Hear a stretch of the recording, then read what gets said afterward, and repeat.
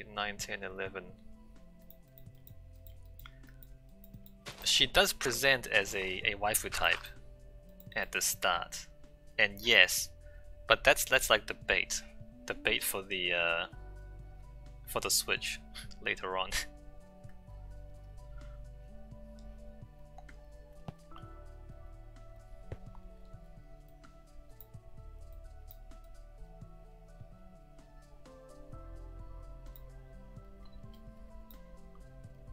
Two, three, four, five. 1, 2. All right, I'm gonna spoil and rant. So Yuna, yes, you're right, Absurdity, that she starts off with the waifu type, and if you listen to me play the game, I keep complaining about how she's way too submissive, and but the long story is that over the course of the story, she learns to become an independent person and learns to like make decisions for herself and becomes a grown-up. And so throughout the course of the game, like she designs things and she makes a few mistakes and then she does the right thing, and so it's that kind of story, right? So she grows, and Tidus also like grows throughout the course of the game. But as I was saying, because I'm not a teenage boy anymore, that stuff is really childish, because like in hindsight, me looking back at my own life, of course you should be an independent woman who makes your own decisions and not just like apologize all the time. Anyway, it takes like 40 hours to get to the point in the game. So yeah, Absurdity, like she's the waifu type, but then she grows up into more of an actual person, more of an actual human being with her own motivations. But it takes ages to get there.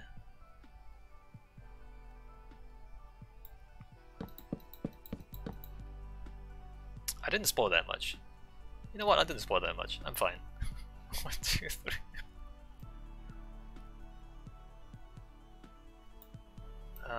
This has to go this way. 2, 3, 4, 5. But the other side also has to join up here.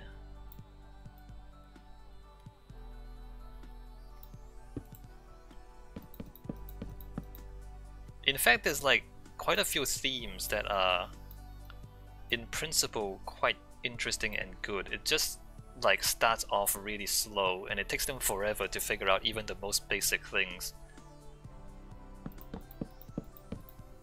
And so there's not a lot much progress in terms of character development throughout the game. 2, 3, 4, 5.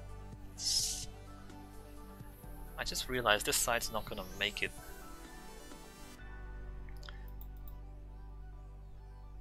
Uh, 6, 7, 8, 9, 10, 11, 12, 13, 14, 15.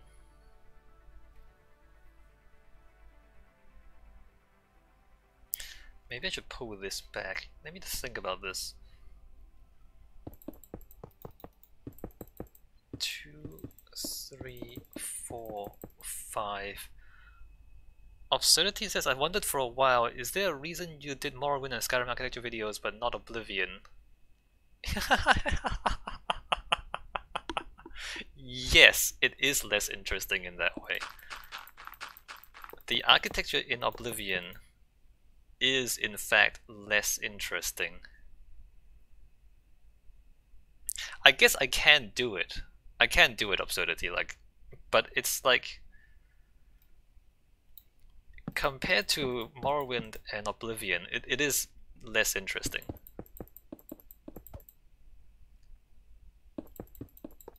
It's a bit of a step backwards.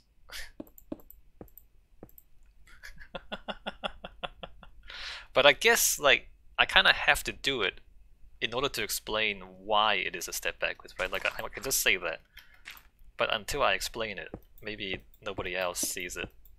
At least nobody else who hasn't studied architecture sees it.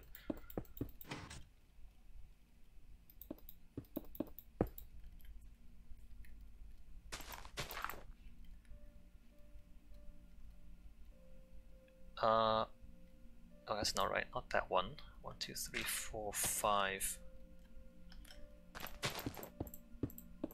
So Oblivion,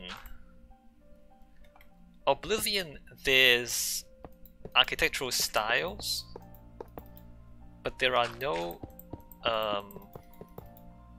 there's no history, there's no culture in the styles, if that makes sense. Like, it's just kind of like, it's just looks. There's no history to it. For example, if you, I don't know how much you remember, if you remember my in my Skyrim stuff, I talk about Whiterun.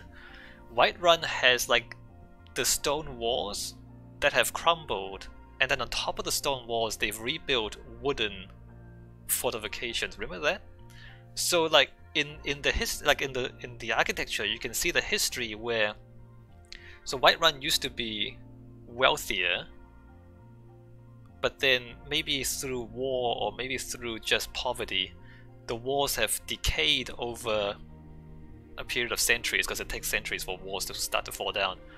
And then after the decay, there's a rejuvenation, and then there's the rebuilding of the walls in the wood, so they're not as prosperous as before, but they could afford to rebuild some of the defenses. So just looking at the architecture, you can see like layers of history, and you can like figure out what happened in the past 300 years or so, that there's been a decline and then recovery in the economy. That kind of history, reading the history, does not exist in Oblivion, because it's just not there.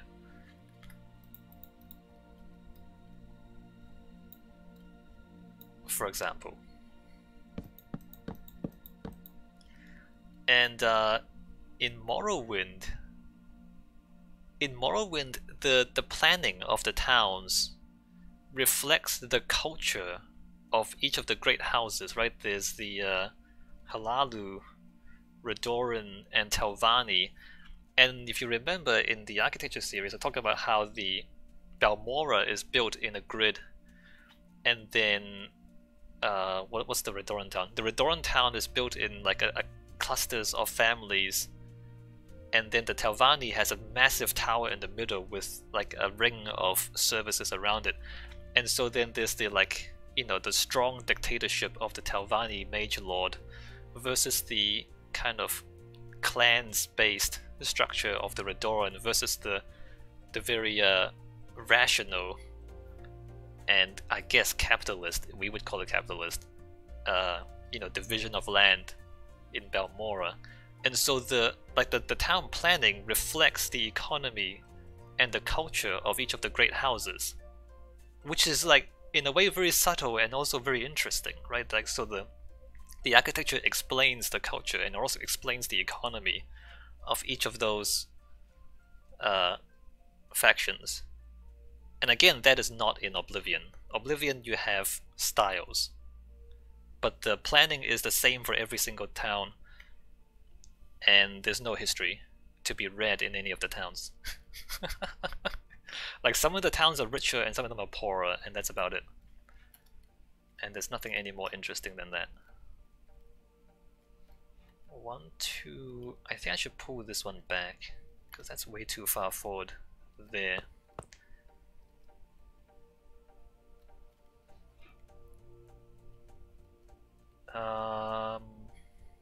Let's say I don't do this.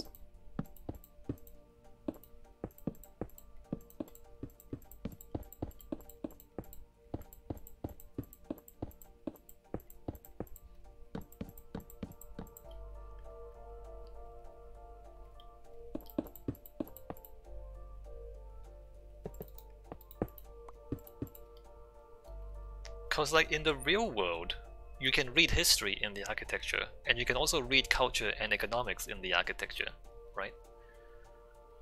6, 7, 8, 9, 10, 11, 12, 13, 14, 15, 2, 3, 4, 5. Absurdity says, I think it reflects some problems with Oblivion in general. There's supposed to be a big cultural division between Lovia and Nebene, and you don't see it at all. That's right, Absurdity. That's right. So in the lore, in fact, now that you talk about it, yeah, yeah, you're right. So like Cyrodiil is like it used to be like two different factions, right? And it was kind of merged together when the empire was formed, as you say.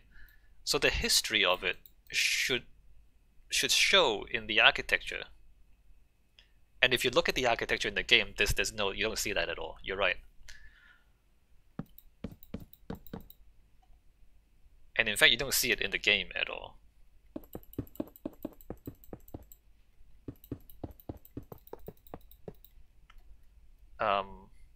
And even, well, yeah. And like beyond the like the Colovia and Nibene, there's also like the other provinces because it's surrounded by other provinces, right?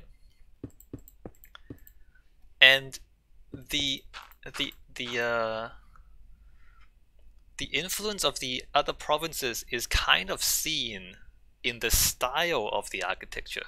So for example, down south, I forgot the names of the towns, but down south it's more swampy and you have like wooden architecture on stilts. And then over to the east there's like the big stone buildings, and then over to the north there's like vaguely Skyrim style buildings. So in the style of the buildings you can see the influence of, you know, the regions, the different regions, but not in the planning, right? In the planning, every town is planned in the same way. There's the castle where the whatever the what do they call it? They're not Yaos, the Yaos in Skyrim. Anyway, so there's a castle where the Lord lives, and then there's a rich part of town, there's a poor part of town, there's the merchant part of town, and that's it. Every single town is just like that.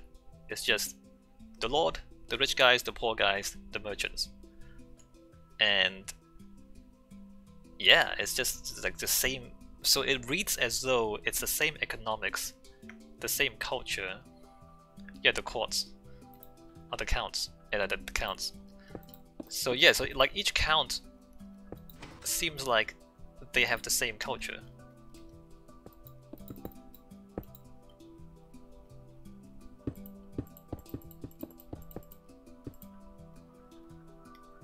Uh, 2, 3, 4. And I mean, in Skyrim, there's also a bit of that, right? In Skyrim, there's also divisions. Like, there's a rich part of town, there's a poor part of town, sure. But, there's more history to be seen in the city. And, like, for example, in Solitude, Solitude almost doesn't have a poor part of town. Like, the entire city is rich. Which is interesting, and also it has a big, Imperial Legion facility as well. Whereas if you go to not Winterhold, Winterhelm, even the rich parts of Winterhelm looks kind of run down. And also there's a very clear division between like the Dark Elves on one side, or Dark Elves and Argonians on one side, and then the Nords on the other, so it's very segregated. Because they're racist over there.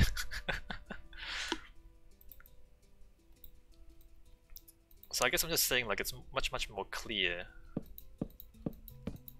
the way the architecture reflects the culture.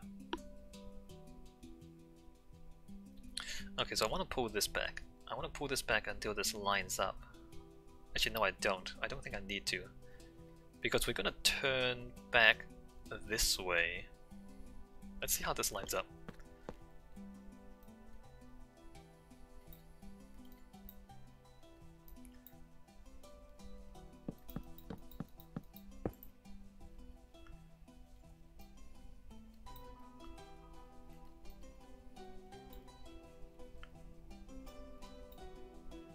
Three, 4, 5.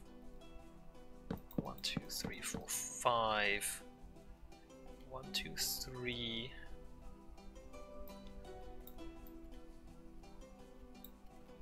And then 4.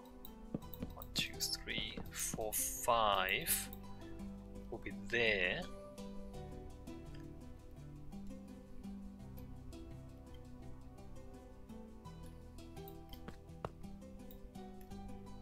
2, 3, 4, 5. I should do the reset. Have I done the reset? I haven't done the reset. Okay, reset here. Absurdity says, yeah, Cheydon Hall is a big missed opportunity in Oblivion. They could have shown Morrowind influences, Dark Elves segregated from Imperials there. Instead it's just hinted at in dialogue and having 2 inns. Cheydon Hall, yeah. Yeah. Yeah. In fact, I barely remember Cheydon Hall. I had to think back to remember it. 1, 2, 3, 4, 5, 6, 7, 8, 9, 10, 11. Cheydon Hall had like terraces, right? There was like the big castle at the top, and then there's like 2 inns. I mean, given the up and down thing and the terraces, you could have like rich Imperials bullying the poor Dark Elves down bottom or something. Kind of like in Skyrim. What's that town? What's the silver mines? Man, I forget all the names. The silver mine town over in the southwest. Like those that had like literally slums underneath the city where the miners lived.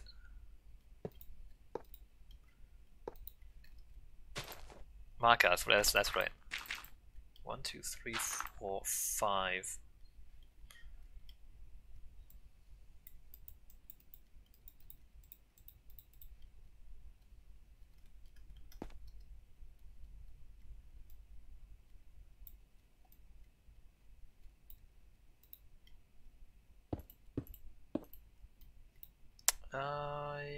This doesn't really fit. 1, 2. 1, 2, 3. Let me pull this one back.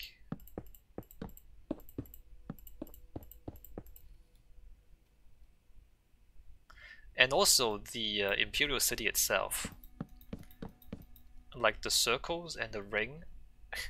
Nobody ever builds a real city like that. I realize it's an old Elven Tower thing, but that city looks so fake. It's just, there's a tower, okay, that's where the central government is, and then there's the ring. Okay, I guess the rich people and the merchants live in the ring, but then there's no poor part of town. There's no slums, there's no suburbs, there's nothing. That's not how real cities are built. 1, 2, 3, 4. Where's that? 1, 2, 3, 4, and 5. Alright, so I'm gonna pull that side back to here.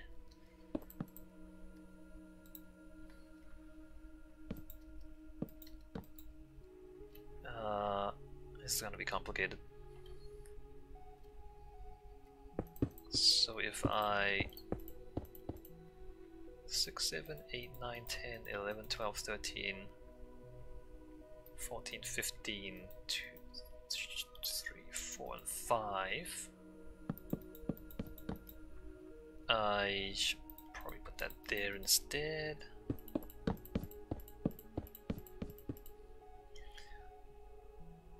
Absurdity says the poor part is the waterfront, but they do just have beggars in the other parts too. Yeah, I mean, and but the waterfront isn't very big. You know what I mean? Like the waterfront. Anyway, the scale of a lot of the parts of Oblivion is also kind of whack. But you know what though? You know, I'm kind of negative on it. To be honest, Oblivion does sit neatly between Morrowind and Skyrim in terms of like improvements. I would say that they didn't focus as much on the architecture. 1, 2, 1, 2, as much on the architecture in Oblivion. They focused more on like the tech and the other things. The architecture was less remarkable. I think what I want to do is push that forward.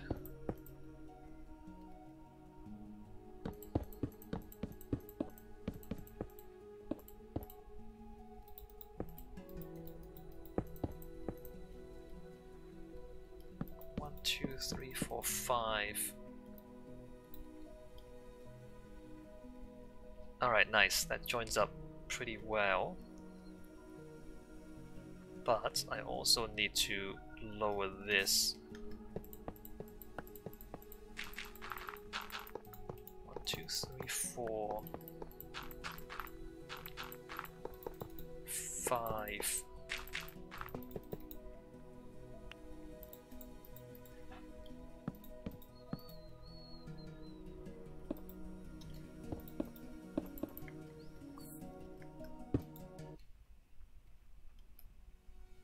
Is that right? That's right. 2, 3, 4, and